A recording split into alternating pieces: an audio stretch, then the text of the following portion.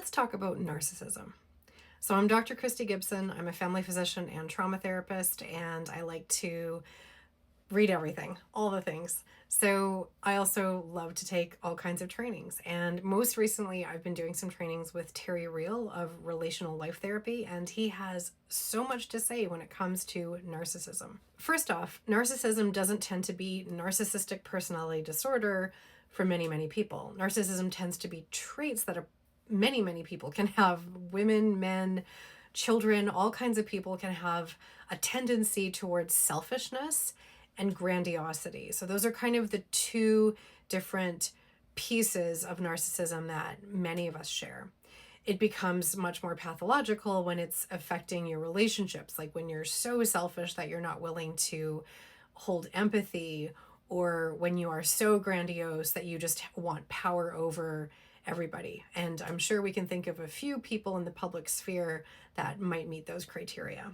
An important thing to understand about narcissism is that it can feel good. So, for a lot of folks that have shame based wounds from childhood, those feel bad and you kind of want them to change and you want them to go away. But when narcissism is a childhood wound, which is how Terry conceives of it, you don't necessarily want that to go away because grandiosity and feeling like you're kind of above everything feels good.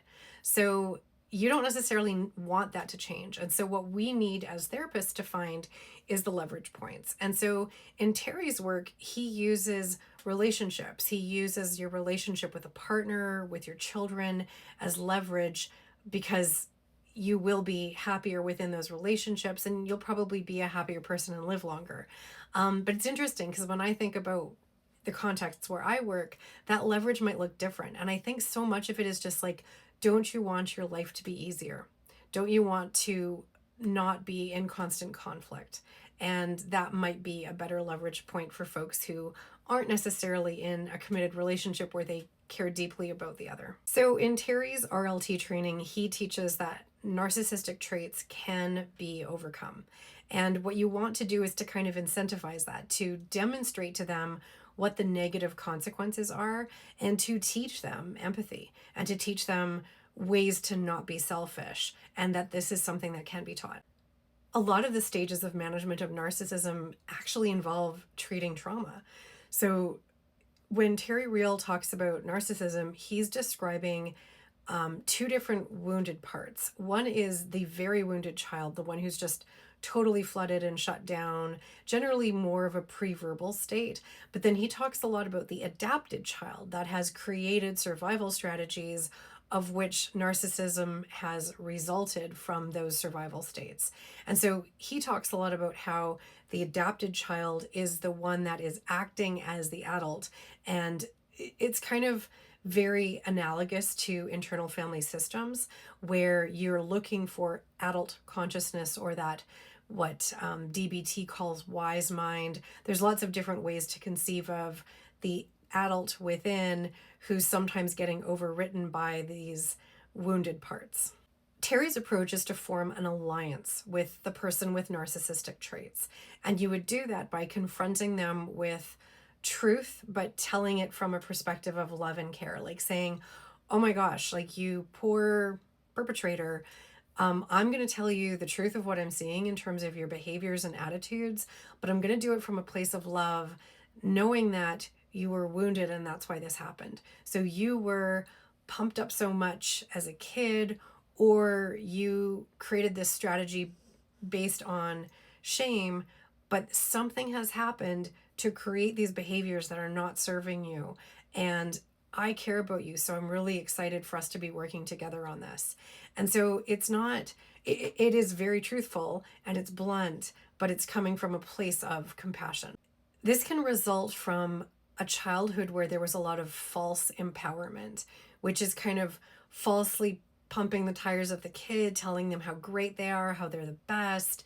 And we think as parents that this is doing them a service, but it's not really introducing them to real life, both in terms of who they are and what their identity is, but also the real life consequences that can result when you believe that you're the best at everything. So this false empowerment, he describes actually as a form of abuse.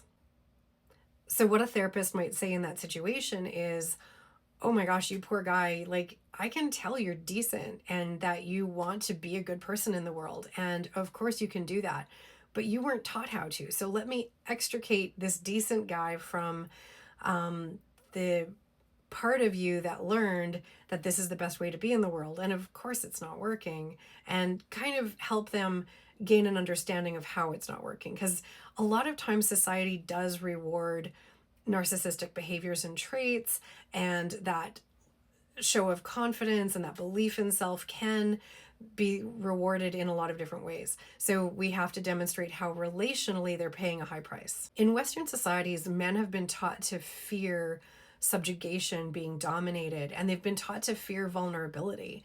So it can be hard to condition them in a way that helps them see that equality in a relationship is actually creating happiness for both partners, and that vulnerability is a key to happiness, and that if you're trying it and you're trying real intimacy, it doesn't have to be scary.